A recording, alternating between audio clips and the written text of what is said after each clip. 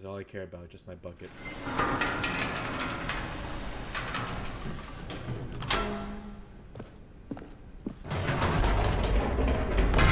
You see, Stanley, I've been reflecting on the Stanley Parable and about how roundly disappointing this Ultra Deluxe version has turned out to be. The original Stanley Parable was a landmark, and any new content for it should live up to that legacy. So forget this Ultra Deluxe nonsense. I say we take it one step even further. Which is why I'm very proud to announce for the first time ever, the Stanley Parable 2.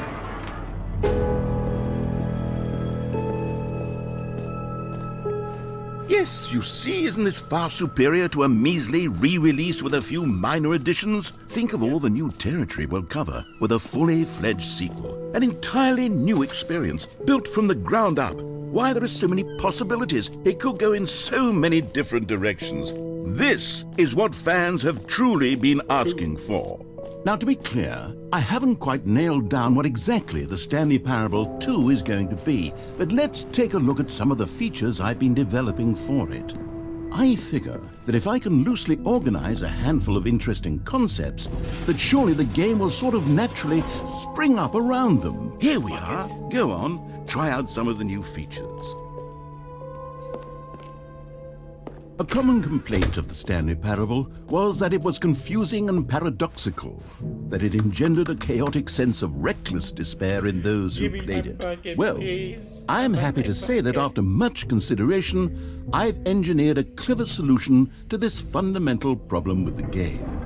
It's the Stanley Parable Reassurance Bucket. You see, Stanley, anytime you're holding the bucket, a sense of calm and ease will fill your mind and your heart. It's true. As long as you hold on to the bucket, the many disorienting contradictions of the Stanley Parable will feel perfectly normal and perhaps even comforting. You may even come to long for the gentle embrace of jarring cognitive dissonance while the bucket is in your arms. And to be honest, it's a much more convenient solution for me than actually redesigning the game to be less uncomfortable.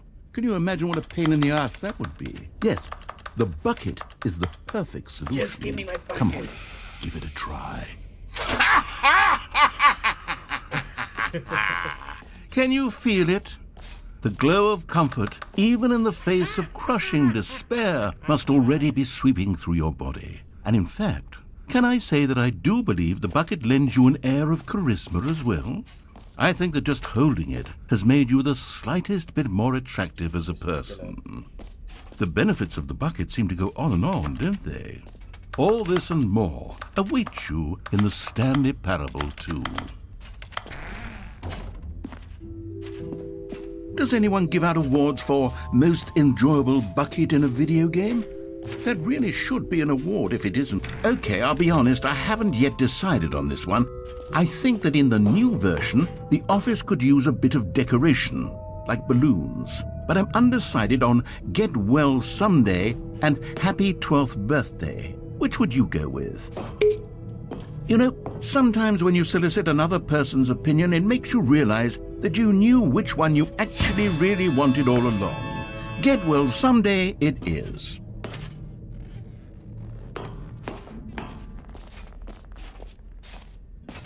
Or actually, maybe I should have gone with... No, I've made my decision. We're moving on.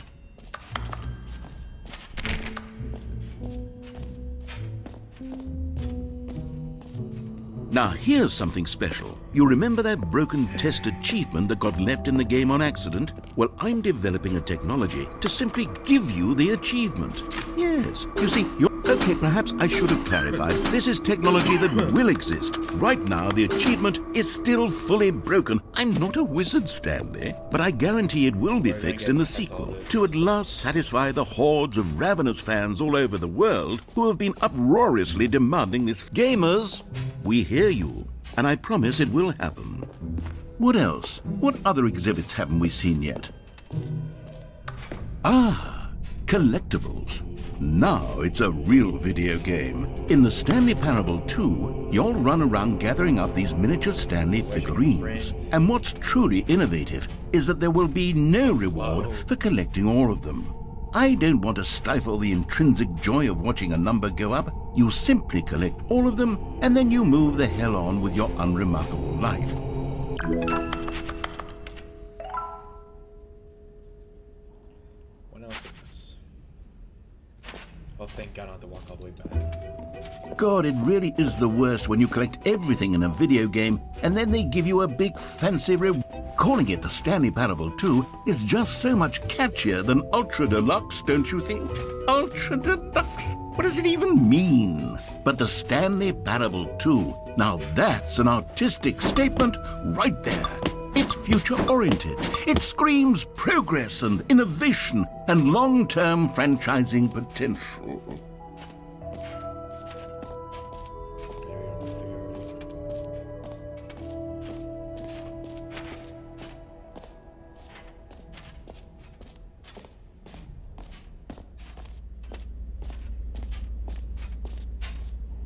Stanley, here's an idea that I'm truly fond of. It's never been done before in a video game.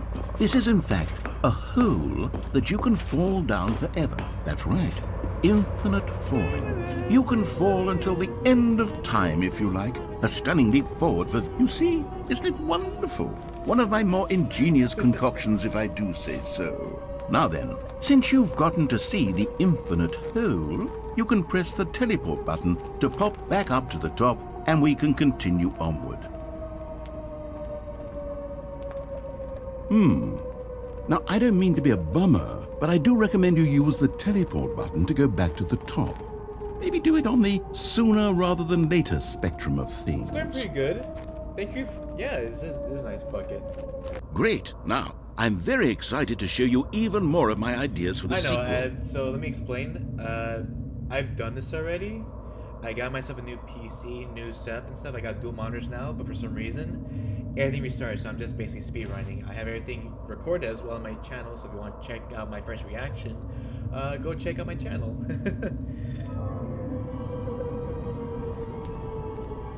So yeah, I do know there's a lot. Okay, and I guess we're back in the hole now. Did you really need to see it again? I don't know what else there is to say, Stanley. It's an infinite hole.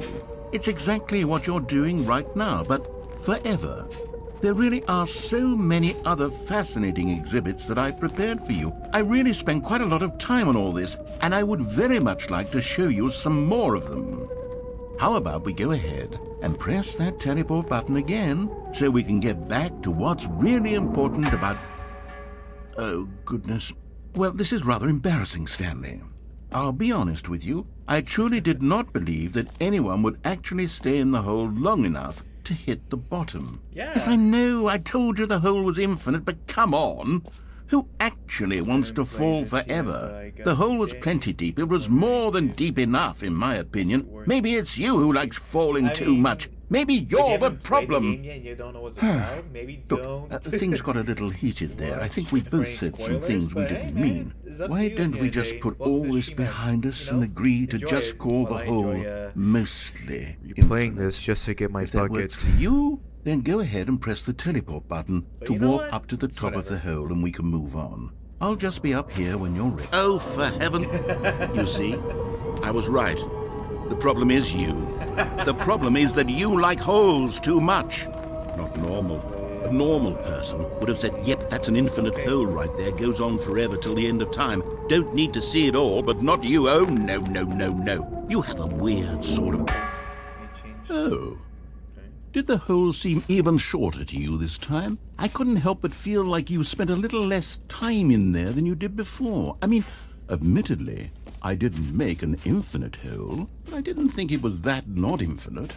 Well, I suppose once again there's nothing to do here. If you decide you've had enough of the hole, you can hit the teleport button and come join me up above. Had enough? I'm positively... Gosh, how could I have guessed? You're back in the hole. If this starts to become a thing where... Wow. Okay. Yes. I'm starting to become extremely certain that the hole is not only not infinite, but that it's growing steadily less and less infinite. It's not even infinite at I this suspect point. that I'm starting to hit the point Stop where it's being- no longer stop being feasible to call the hole infinitely deep, even by the lax overall standards for accountability and marketing. What's going on here? Stanley, I have no explanation for the uncertain nature of the hole's length. Here, let's try something. Let's pop back up to the top, and we'll see if it gets any shorter. Well, there it is. The shame of my lie has come to haunt me. Not only is the hole not infinite, but it's barely even a hole at this point. It's more of a concavity. How is this still appealing to you? I know you're obsessed with holes, but at this depth, I just can't see this scratching the itch. Oh, who am I to judge? You just do whatever it is you're here to do and hit the teleport button when you're ready to move on. And it's not working. Is the, teleport button not working? You sure? Well, I mean, I really don't have an explanation. Still nothing? Well, I suppose there is one thing I can do to fix this. I'm out. Goodbye, Stanley. You couldn't bear to be away from the hole, and now you'll get more time with it than you could ever have asked for. It's a win for everyone. You get to be with the hole, I get to do literally anything else. Take care, Stanley. I hope you and the hole have a wonderful rest of eternity together. Douchebag. All right, and now we do something funny here, chat. We descend. Watch this.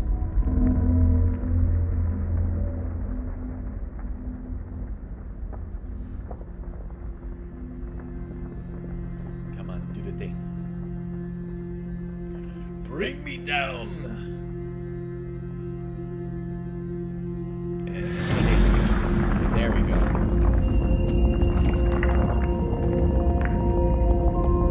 Now this hole shall be infinite. If it keeps going down.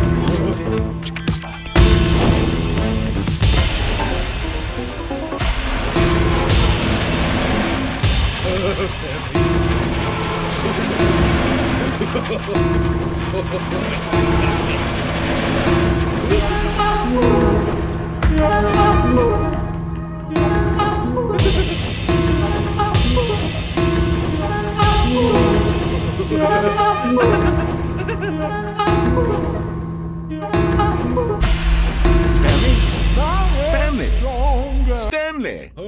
Oh, good, you're awake. It seems you had sort of dozed off there, drifting away into dreamland. I was daydreaming. But we can't have that, Stanley. Daydreaming? Because this hole Yes, is just so darn fascinating that I want you to be wide awake for every second of it. You don't want to miss a single moment. So how about if I just pop in from time to time and wake you up to keep you really, truly focused on the hole? From the looks of things, you and I will have many, many years here in this hole, and I'm looking forward to all of them. Stay alert, Stanley. I'll be back. Toodle-pip.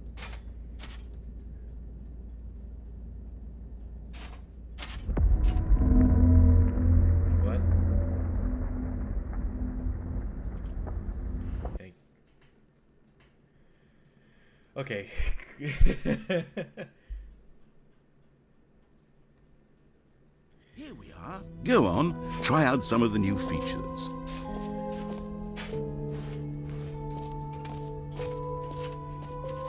For the Stanley Parable 2, I asked myself, what do players really want? And of course, the first and most obvious answer is that they want to be individually recognized. Jim. Sorry, I should have clarified. Right now, the button only says the name Jim. But of course, in the final game, this button will say your name, whatever name that is. Here, let's have you role-play as Jim to really simulate the full experience of this feature. Just play along. I promise you'll love it. Okay, here we go. Let's take a deep breath, clear your mind, forget whoever you are, and simply become a person named Jim. Jim. Whoa, hold on. I wasn't finished setting up the backstory. Jim. If you don't properly roleplay as Jim, then you'll never understand the impact of this button. Otherwise, it's just a stupid button that says somebody else's name. Jim. Okay, we're doing it again, and this time let me finish first. No. Now, allow yourself to become Jim. All right, fine, whatever. It's just a meaningless button that says Jim. Are you happy now? Get out of here. I'm done with this button. Why don't you go humiliate me in front of a different feature that I worked very hard on? Jim. See, if you'd only played along, that would have been your name the button says. But no. Instead, I can't even think about it. I'm taking the Jim button away. Jim. No. Jim. Can't take it away from me. Jim. Jim, no.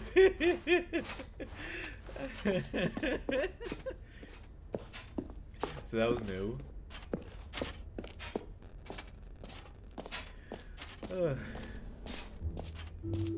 Maybe I'll only let people named Jim play the Stanley Parable 2. They would appreciate what I've created here. An epilogue would be fun, wouldn't it, Stanley? Yes, it will go at the end of the, well, we'll figure that out later. Which way was the way out again? It was this way, right?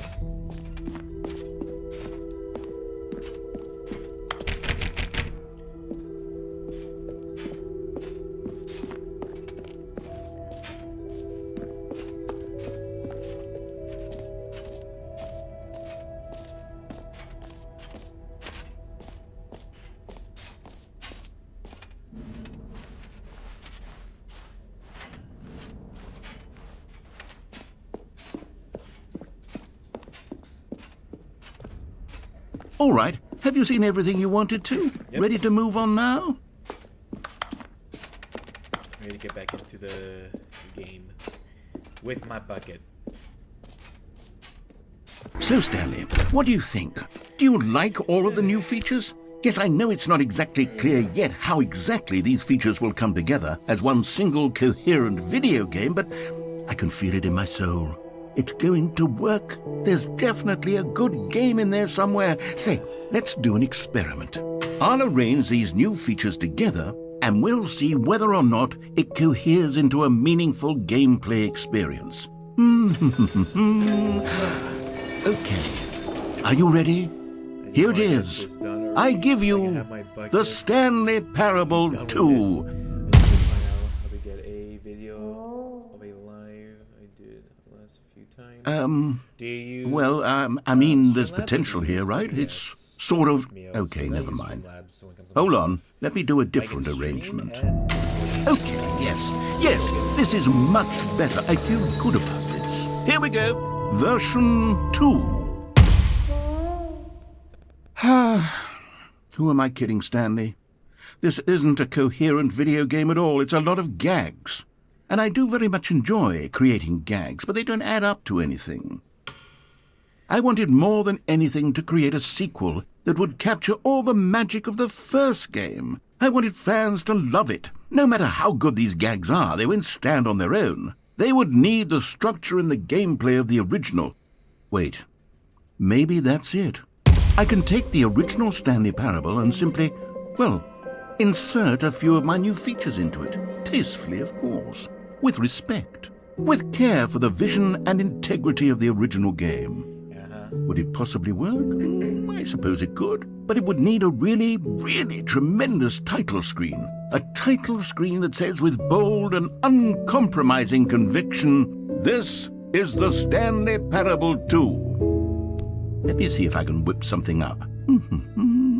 All right, perfect. Go ahead. Take a look.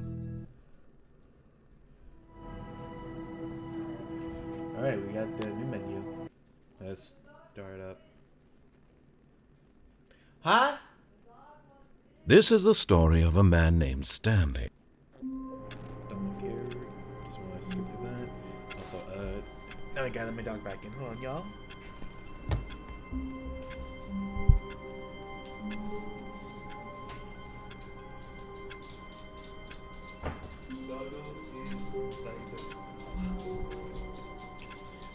Okay. Now let's get back to this. We should have our bucket. All of his co-workers were gone. What could it mean? Stanley decided to go to the meeting room. Perhaps he had simply missed a memo. Stanley picked up the bucket.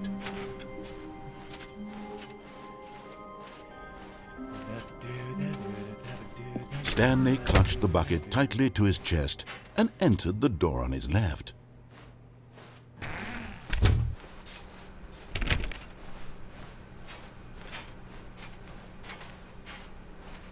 Still no one was here.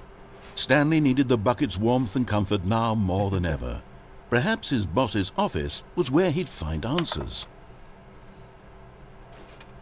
Now we go in here. There are stickers. Oh, Stanley, can you feel it? The broom closet. It wants the bucket. You can feel that, can't you? The aura of jealousy. It's as clear as day. This broom closet believes it deserves the bucket. I can really feel it now. It's a bucket. It belongs in a broom closet. That's what the broom closet is trying to say here. It's supposed to go with the other cleaning supplies. Good for you, Stanley. Don't give in.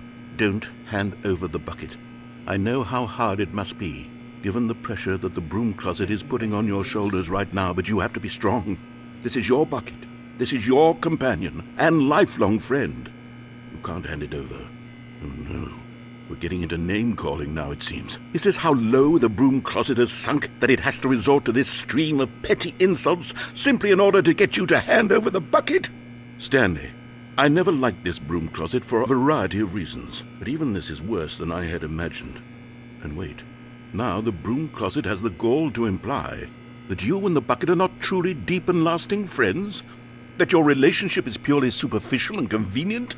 That your life is so banal and meaningless that you'd feel the same sort of kinship towards any inanimate object which happened to lay in your path in an even partially enticing manner? Well, I never. Go on, Stanley. Lay into it. Really tell the broom closet off for its demeaning comments. Expand on the wide variety of experiences you and the bucket have shared together. Go through each of them point by point. Share your journal entries detailing the rich emotional landscape of your feelings for the bucket as they have changed and evolved over the years. Let him have it.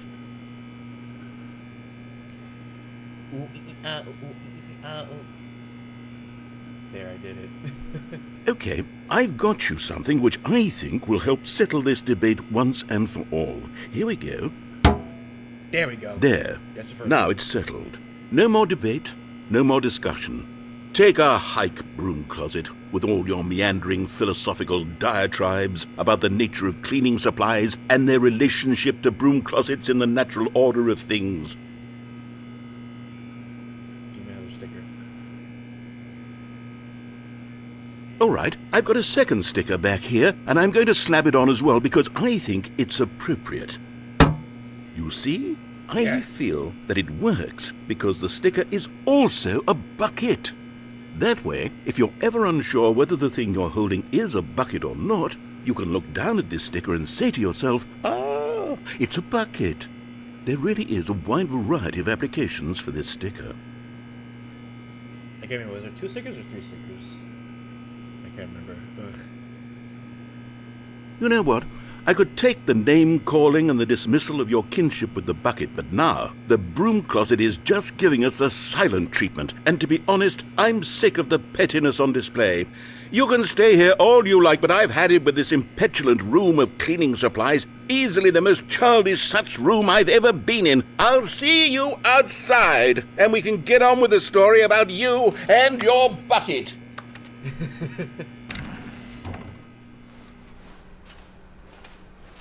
Coming to a staircase, Stanley and the bucket walked upstairs to the boss's office.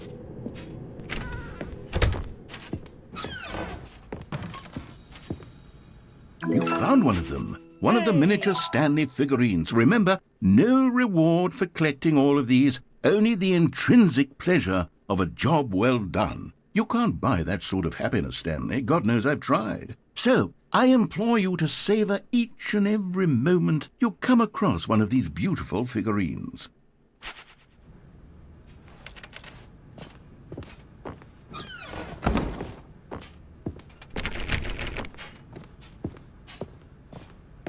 Stepping into his manager's office, Stanley was once again stunned to discover not an indication of any human life. Crushed by the weight of this revelation, Stanley may have broken down into an emotional dumpster fire if not for the soothing presence of the bucket. Even now, in his darkest of hours, did the bucket's warmth and guiding light pierce the dark clouds of confusion and chaos. It would be with him always. The bucket would, and he knew it. The two of them were inseparable. At this point, Stanley was so absorbed in the tender spiritual connection he shared with the bucket that he didn't notice the keypad behind the boss's desk. Nor in his bliss of simply being near the bucket did he have any notion that the PIN number for the keypad was 2845.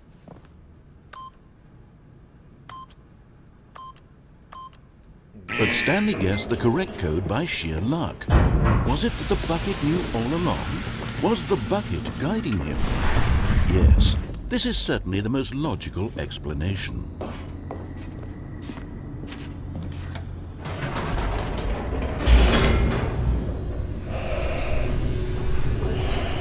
I'm so cold.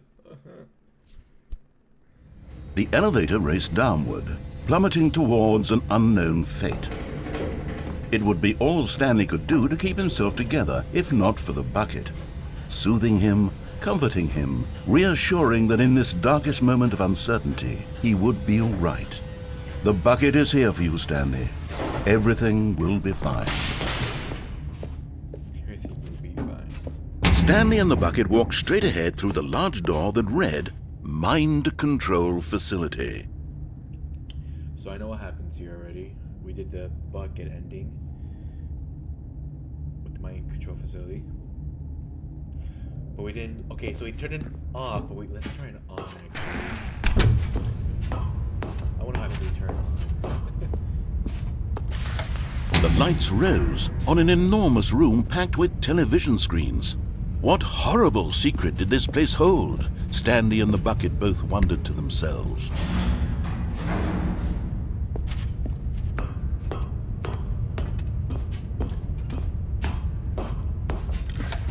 The monitors jumped to life, and Stanley nearly dropped the bucket in shock. Everyone in the office was being videotaped, monitored like guinea pigs. The bucket had never seen anything like this, and it very nearly burst into tears as Stanley cradled it gently, reassuring it that everything would be fine. We don't know new names. Was the bucket under the mind control facility's influence as well? Had the bucket been told to do things it didn't wish to do? What kinds of things does a bucket want to do or not want to do in the first place? These questions raced furiously in Stanley's feeble mind. No! He screamed into the bucket. He couldn't accept it. His own life in someone else's control, never! He squeezed the bucket tighter. His one friend in the entire world. At this point, he could trust no one except for the bucket. But here was the proof. The heart of the operation. Controls labeled with emotions, happy or sad or content. Walking, eating, working, all of it monitored and commanded from this very place. And as the cold reality of his past began to sink in, Stanley decided that this machinery would never again exert its terrible power over another human life. For he and the bucket would dismantle the controls for good. Two best friends, Stanley and the bucket, up against the world. They high-fived in a really cool way, and the bucket made a sassy comment about taking down the system. But at the last second, the bucket jumped in and pressed the button to turn on the controls. Stanley gasped in horror. Had this been the bucket's plan all along? To take over the machine and claim the power for itself? How could the bucket have betrayed him like this? Stanley was prepared to throw the bucket away in disgust when suddenly an image appeared upon the enormous screen. Birds. Silly birds. The control buttons became active again. Flamingos!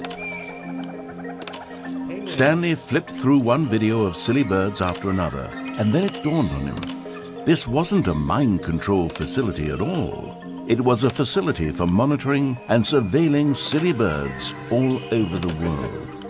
The mind controls were only a facade to disguise its true intentions. Had the bucket known this all along? Stanley marveled at the metal genius in his hands, the one who had pointed him towards this incredible discovery. Stanley and the bucket never found freedom because they spent the rest of their lives here in this place, flipping through live streams of the silliest birds imaginable. Of all the possible paths his life could have taken, this one was surely the best. And Stanley was happy. I'm so happy, Chad. We get to see flamingos. Oh, and that was an ending. Cool.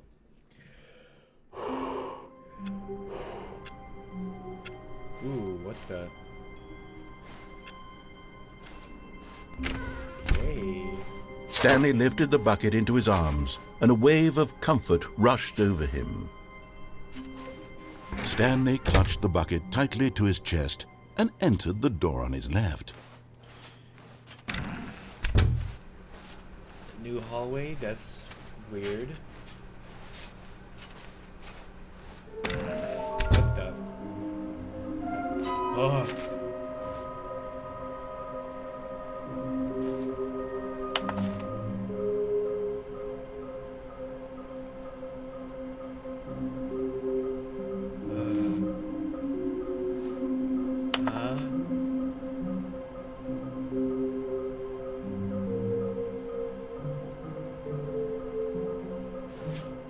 What is happening?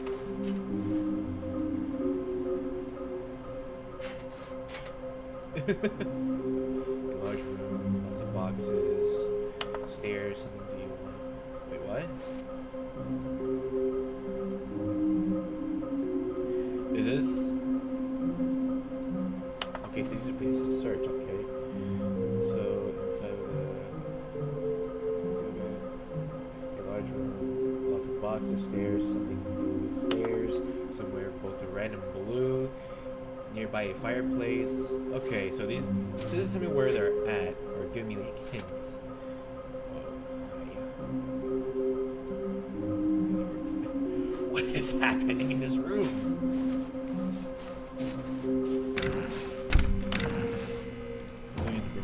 Stanley, we must move on from this broom closet, simply because I have no remaining stickers. If I did, you can guarantee we'd be in here for hours. But alas, no stickers. I want a new sticker. Come on. Can you please just give me another sticker? Is he gonna say anything else? Narrator, hello?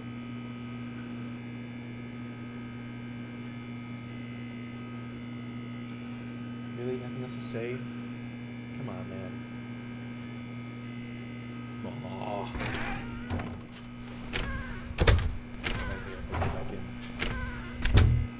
Nothing? Find your ways. Coming to a staircase, Stanley and the bucket walked upstairs to the boss's office.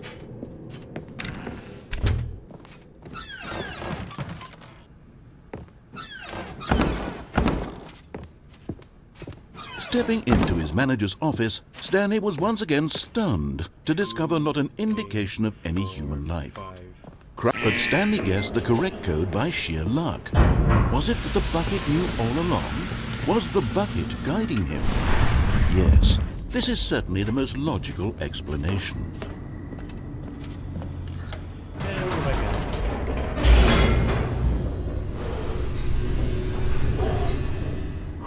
Oh my god, I'm so cold. Ugh. I'm gonna go back up with the bucket. Wait, Stanley said to the bucket. Can we go back up? When I was pressing those keypad buttons, there was something very intriguing about the number 3. I want to go back so I can try pressing the number 3 again. The bucket said nothing. I guess we're number 3 then. We found a new path, chat. New path to Isn't the last time it was nothing but the bosses? Here we are, said Stanley. Now I'm going to try out that number 3 button. He took the bucket over to the keypad and began absolutely slamming on the number 3 over and over and over. Wow, he said. The number 3 is such a special button. I'm having the time of my life. Stanley looked expectantly at the bucket, but the bucket remained silent. This was a shock to Stanley, who had always felt such a connection with the bucket. How was this not as exciting to the bucket as it was to him? Once Stanley had had enough of the number 3, he got back in the elevator. I haven't had enough with the number 3. I want to clean 3.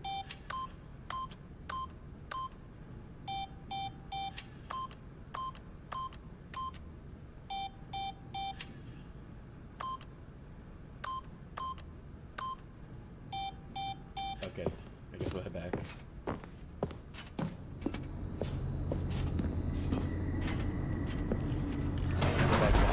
Perhaps the bucket had missed something.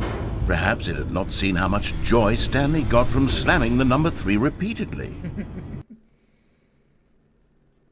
Now we go back up.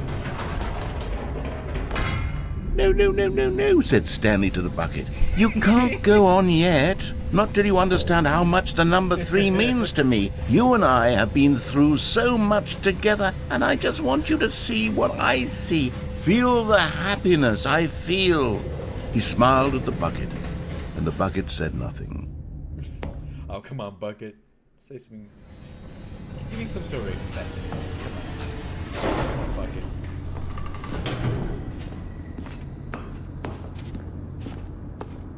Here we go, said Stanley.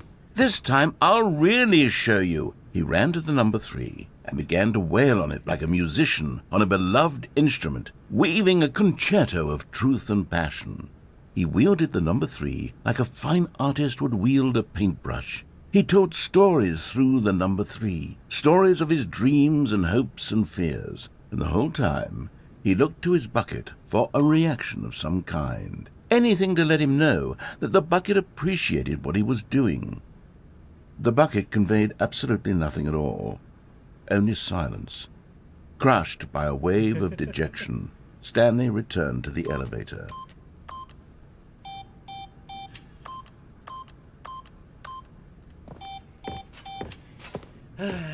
Come on, bucket. Stanley and the bucket were so close. They'd always been there for one another. Why suddenly could the bucket not connect with this passion of Stanley's? The question caused Stanley to ruminate the whole way down the elevator. He knew that there must be a way to get through to the bucket, to communicate fully with his dear friend. Surely there was a solution, mustn't there be?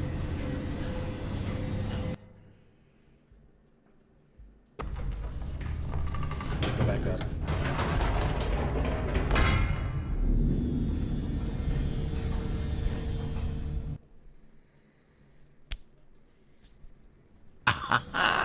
Said Stanley. I know what to do. I know how to fully express this feeling in my heart. He decided right then and there that he would hold a press conference where he would speak to the public on all matters relating to pressing the number 3 over and over. He would elaborate fully on what the number 3 meant to him and why he felt so alive when pressing it. Then the bucket would be able to see his joy through the eyes of others. It would get to see the world react to this discovery of Stanley's. And it would be through the public eye that the bucket would finally understand Stanley's work. Yeah. For months, he advertised and marketed his press conference, building excitement around it, developing and rehearsing it, until it couldn't be refined a single measure further. When the big day arrived, Stanley was as prepared as he'd ever been for anything in his life. Three! Number 3! There's so many 3s. This was it. One last chance to win the bucket over. One opportunity to share a true connection with a loved one. Your co-workers.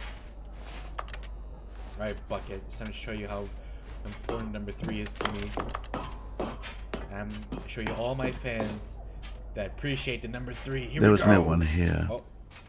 Nobody had come to the press conference to hear Stanley speak, to listen to him talk about what it really means to press the number 3 on a keypad over and over. He was unloved, uninteresting, he was a failure, and in that moment Stanley knew that the bucket would never again take him seriously. There would be no connection, no deeper understanding. The bucket merely sat there in his arms, indifferent. And so it began that slowly, over many years, the two of them grew more and more distant. They spoke less and less, neither wishing to state the obvious, that any sense of real respect between them had eroded since that day at the press conference. There would be no more games, no more long conversations about passion and pursuit, only a silence that consumed the space between friends. And Stanley, having for once in his life discovered the warmth and comfort of true companionship, was cast back into the unremarkable normalcy of loneliness. And Stanley was sad. Damn. How depressing that was. Jeez. Dear God.